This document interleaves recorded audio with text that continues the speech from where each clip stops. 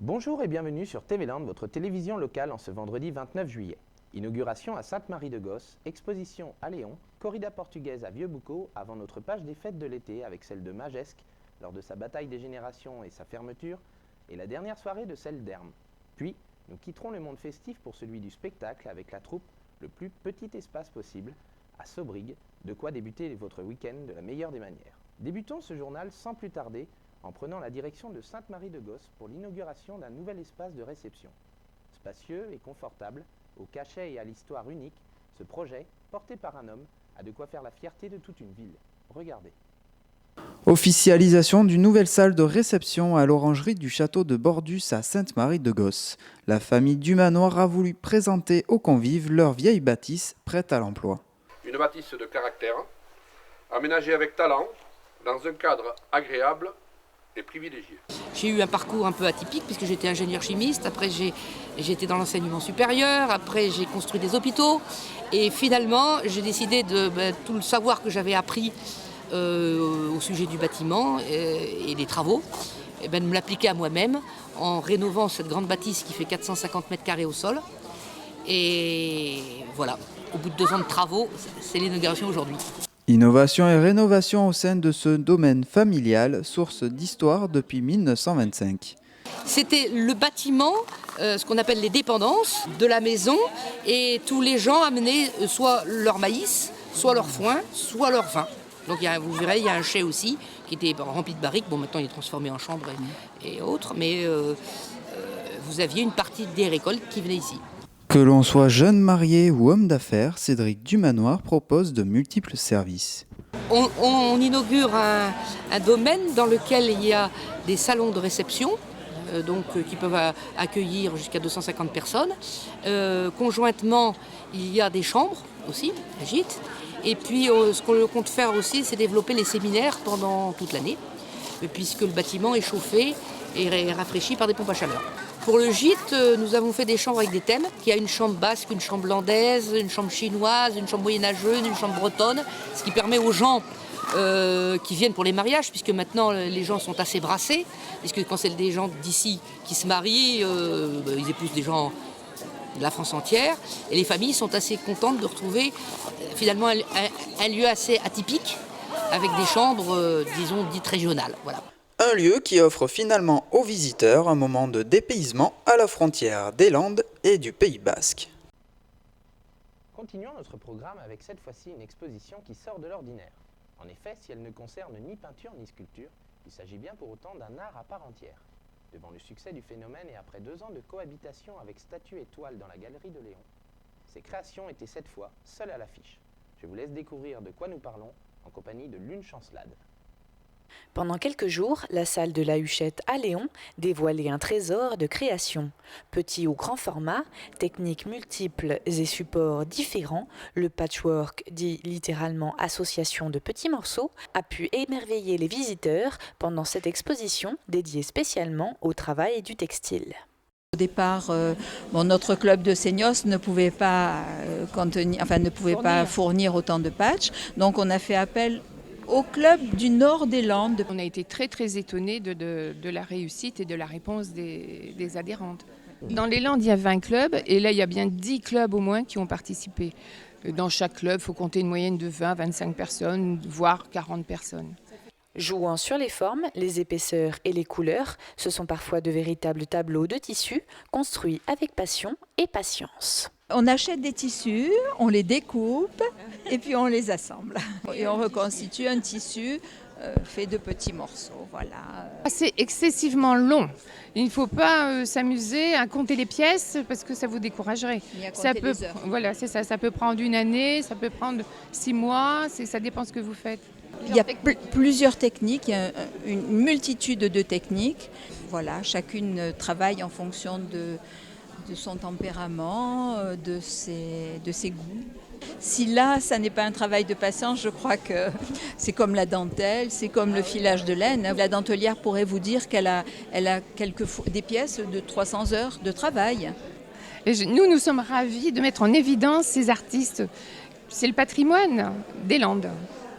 De la dentelle russe, anglaise ou autre, du filage de laine à l'ancienne, des meubles ou des tableaux à la machine à coudre, il y en avait pour tous les goûts. Ce qui me plaît, c'est de jouer avec les tissus et d'essayer de trouver quelque chose qui soit harmonieux et qui me plaise. Je n'aime pas beaucoup répéter un modèle, donc il faut que je trouve quelque chose qui sorte du classique vraiment, quoi. Mais j'aime surtout les couleurs et les assemblages de couleurs, oui. Il faut quand même aimer il faut savoir coudre. Le tissu est beaucoup plus riche que la peinture. Parce que le tissu, il y a des vibrations, il y a des reflets, on passe d'un tissu à un autre. D'ailleurs, on le voit ici dans cette exposition qui est magnifique. Il y a des jeux de couleurs, c'est magique. Les gens ne se rendent pas compte du talent des Français ou des Françaises ou des Européennes, quoi. Parce que c'est pas tellement notre culture, le patchwork, c'est plutôt américain. C'est plutôt américain. Et au départ, c'était pour de l'utilitaire, pour faire des coussins, des couvertures et tout. Alors que là, c'est uniquement orienté artistique. C'est pour des tableaux qu'on peut mettre au mur, c'est pour... Donc ça devient très raffiné parce que le goût européen est quand même assez raffiné. C'est autre chose, il y a moins de géométrie et il y a plus de poésie. Montrer le travail de ces passionnés, mettre en lumière les talents et donner envie de se mettre à la couture, mission réussie pour ces dames. Et vous, quand commencez-vous ? Filons à présent du côté de Vieux-Boucau pour changer radicalement d'univers et entrer dans l'arène pour la corrida portugaise organisée par la Peña Taurine de la Mariposa, qui fête cette année ses 10 ans d'existence. Un anniversaire fêté dignement, comme nous le narre Lucas Madebos. 2 cavaliers de renom ont fait le show lors d'une corrida portugaise. Parmi eux, Felipe Gonçalves, habitué des lieux, est revenu cette année torer dans les arènes de Vieux-Boucau. Il a beaucoup d'affection pour ces arènes de Vieux-Boucau. Pour lui, c'est une arène qui a beaucoup d'importance, comme on dit, beaucoup de catégories, qui ressemblerait à une grande arène d'Espagne ou de Portugal. Il est très heureux de venir ici. Il est aussi très, très heureux de ce public qu'il connaît maintenant bien et avec qui il partage beaucoup, il communie beaucoup pendant qu'il torait. Et donc, pour le résultat de la course, il est très content, et en particulier du duo, parce que le taureau du duo a été particulièrement bien et a très très bien servi pour les mettre en valeur tous les deux. Voilà, et donc il est très satisfait de sa soirée, de sa venue en France. Et quand le cheval applaudit, on découvre alors une véritable maîtrise du cavalier. Entonces que al día a día mi vida es 100% vivida con los caballos todos los días. Sans mes chevaux, je ne suis rien. Et donc, effectivement, c'est une complicité, mais c'est une complicité issue du fruit de travail d'un entraînement quotidien. C'est tous les jours, tous les jours. Et effectivement, je le connais personnellement. J'ai assisté à des entraînements. C'est tous les jours, toute l'année. L'hiver, l'été, le printemps. Voilà, il entraîne tout le temps ses chevaux. Et bien sûr, comme il dit, on ne peut qu'avoir de la complicité puisque je vis en permanence avec eux. Ça fait partie de sa famille. Un spectacle qui inclut aussi ces courageux forcados faisant face à ces taureaux imposants. L'équipe de Forcado de Chamusca, il fallait vraiment ça ce soir parce que je crois que les gens s'en sont rendus compte de la violence des rencontres lors des Pegas de Forcado qui d'ailleurs aurait pu très mal débuter avec le premier puisqu'on avait un garçon qui est resté au sol et Dieu merci ça n'a été qu'une perte de connaissance. Il a récupéré dans les 5 minutes après dans l'infirmerie, mais bon, c'est vrai que c'est des situations qu'on n'aime pas trop voir en piste, mais malheureusement la tauromachie est ainsi faite et ça reste toujours un combat et un combat violent. Et c'est sous un œil attentif que le public découvre les risques de cette discipline, mais surtout la prestation courageuse de ces Portugais. Tout le monde a bien compris que vraiment les erreurs ne pardonneraient pas. Donc autant les cavaliers qui ont pris des risques, qui sont allés vraiment provoquer pour faire monter vraiment le spectacle. Et puis ces garçons, ces héros fantastiques que sont les Forcados qui vraiment se la sont joués ce soir pour arrêter ces taureaux dont certains étaient au-delà de 500 kilos, quoi. Donc oui, le public, malgré qu'il soit vacancier, a été quand même très respectueux des silences qui se sont faits pendant que les Forcados se présenter, des applaudissements pour récompenser les cavaliers et les Forcados. Et puis je crois que le dernier tour de piste final avec tout le monde debout, je pense vraiment que le spectacle a été apprécié à sa juste valeur par le public. Ouvrons notre rubrique des fêtes 2016 avec aujourd'hui les 2 derniers épisodes de celle de Magesque.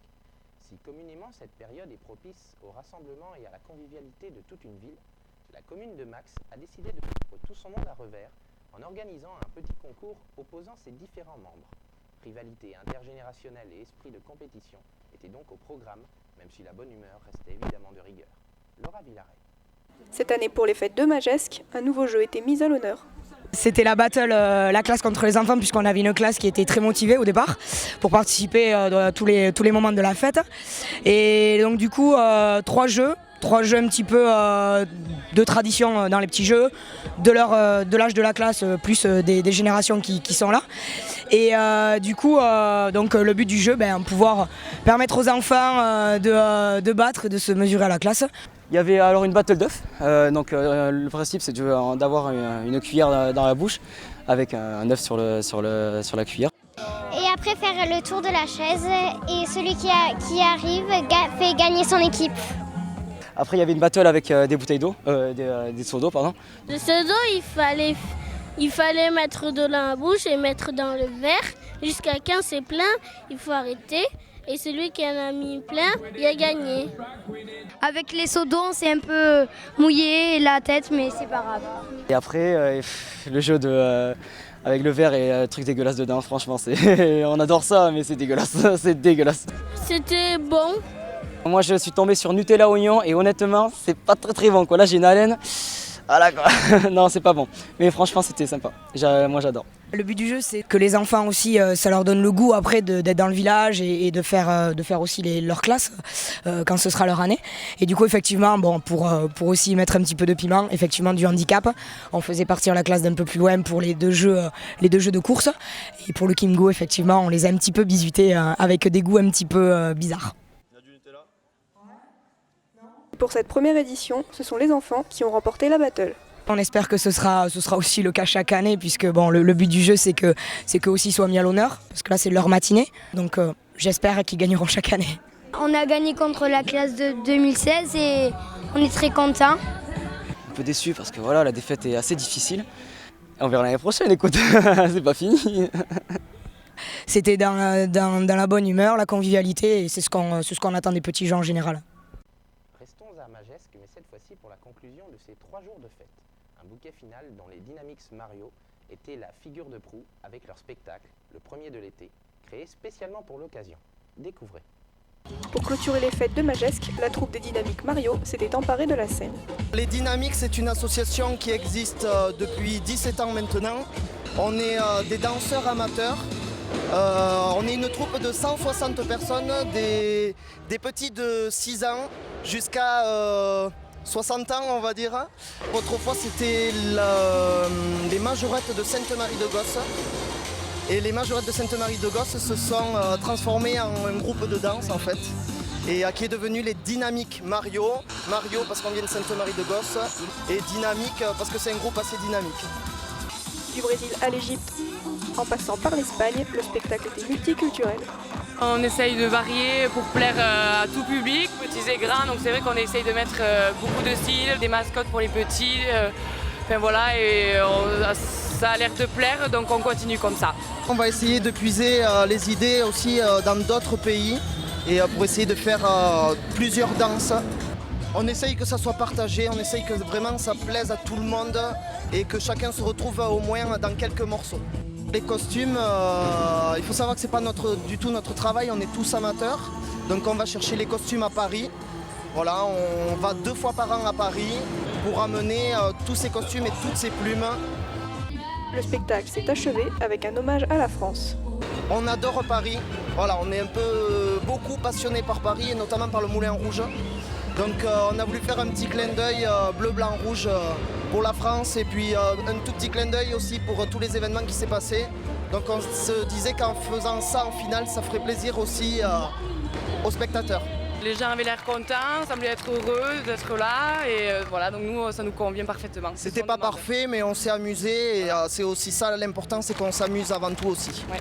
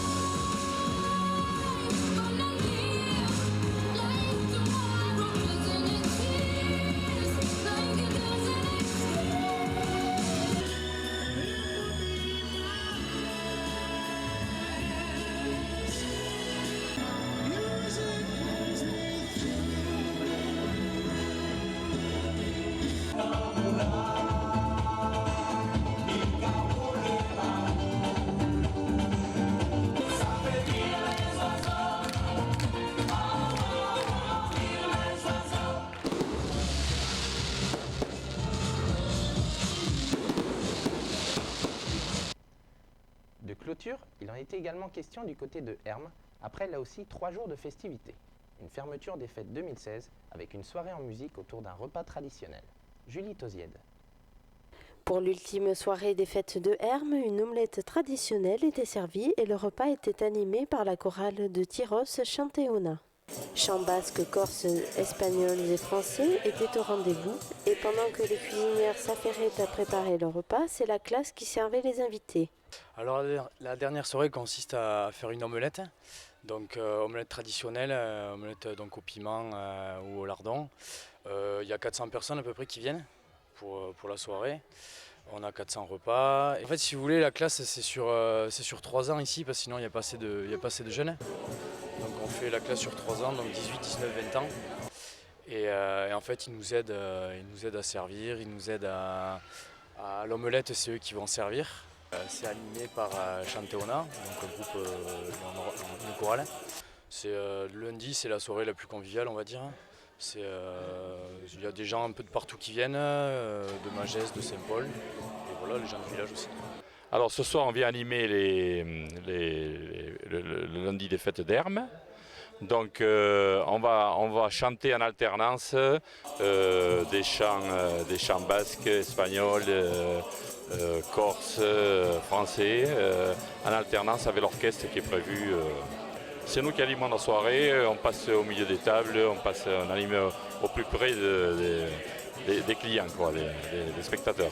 C'est-à-dire qu'on est un groupe qui a été créé en 2000 et on fait une répétition par semaine et on chante et on fait l'animation là de toutes les villes du sud-ouest et surtout dans le canton de Tyros. Nous sommes un groupe de Tyrosais.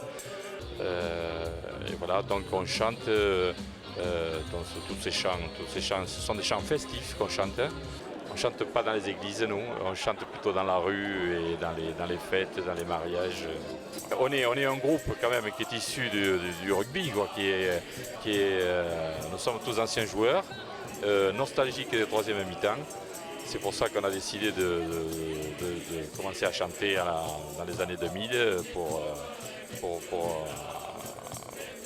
se rappeler un peu des troisième mi-temps du rugby. On connaît très bien un des membres qui nous fait participer chaque année. Chaque année, on renouvelle le contrat parce que voilà, c'est assez sympa, quoi. C'est des chansons basques, des chansons qui peuvent être reprises en chœur un peu, qui sont un peu connues par tout le monde ici. On a un excellent accueil, oui. Les gens ils aiment ça, surtout les personnes d'un certain âge qui préfèrent nos chants que les bandas par exemple, qui sont un peu trop bruyantes. Lors de cette soirée, environ 400 repas ont été servis. Les fêtes de Hermes se sont clôturées dans la convivialité. C'est convivial, il y a toujours un peu de monde, ça ferme à... En plus ça dure assez tard dans la nuit, ça ferme à 3 heures pour les plus vaillants. Et voilà.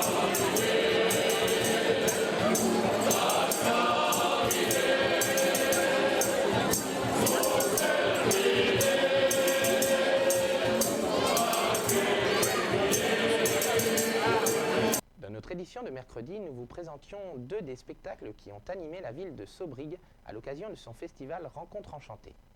Nous poursuivons aujourd'hui avec la troupe Le plus petit espace possible et son spectacle au nom trompeur. Regardez. Si vous demandez aux 3 membres de la compagnie Le plus petit espace possible pourquoi leur spectacle s'appelle Mobilette, elles vous répondront que c'est mobile, c'est féminin, ça fait du bruit, c'est drôle. Ça pétarade. Petite cylindrée, voilà. C'est un concert d'objets, un mélange d'instruments fabriqués, de jouets, quelques instruments référencés comme le tuba. On a pioché le plastique, les ballons, voilà, c'est devenu pour l'instant ce spectacle. Il peut y avoir d'autres morceaux. Mobilette, c'est pas fini. Nous, ce qui nous oriente, c'est le son. Donc, quand on trouve un objet qui sonne sur, par exemple, un vide-grenier ou des choses comme ça, on le prend et puis après, on rêve dessus et puis il peut être joué de façon brute comme ça ou bien bricolé On joue des théières, donc ça c'est pas très détourné finalement. On a fabriqué une guitare avec une grosse boîte de conserve. Enfin, voilà, c'est des idées. Ma batterie, la grosse caisse, moi je recommande franchement à tous les batteurs, c'est une poubelle. Voilà. Le travail de la lumière pour nous il est très important parce que on est tout acoustique et en fait la lumière c'est notre amplificateur, on va dire en quelque sorte. Comme tout ça n'est que vibration, on mélange la vibration de la lumière avec celle du son. 3 personnages anonymes qui évoluent dans un décor coloré et musical, de quoi laisser libre cours à l'imagination. Il y a une phrase clé dans ce spectacle. Les pingouins prennent le train. On est assez pour la poésie, l'imaginaire. Effectivement, c'est pas un récit. On l'a réfléchi comme un concert et puis de toute façon aussi c'est grande place à l'imagination. Les enfants ils nous le disent bien. Hein, à la fin du spectacle ils disent soit ils nous demandent de venir jouer chez eux, ou alors de ranger notre chambre. Non, mais c'est vrai, les enfants ils jouent d'emblée avec ce qu'ils ont sous la main, ils s'inventent des histoires. Moi je pense qu'on est sur ce mode-là de jeu en fait. Après 45 minutes de spectacle, les petits et les grands sont repartis conquis. Ce que j'ai préféré, c'est quand le monsieur il parlait dans le gros truc blanc. Moi, mon moment préféré, c'est quand on a lancé la banane sur la tête. Ce que j'ai bien aimé, c'est parce que c'est quand il y avait des pingouins sur le train et puis qu'il a avancé, ils avaient beaucoup de fumée. Ici, ça s'appelle les rencontres enchantées et franchement, on est enchantés. Ouais. Voilà, cette édition est à présent terminée. Merci de nous avoir suivis. Prochain rendez-vous le lundi 1er août sur TV Land, votre télévision locale. D'ici là, passez un excellent week-end.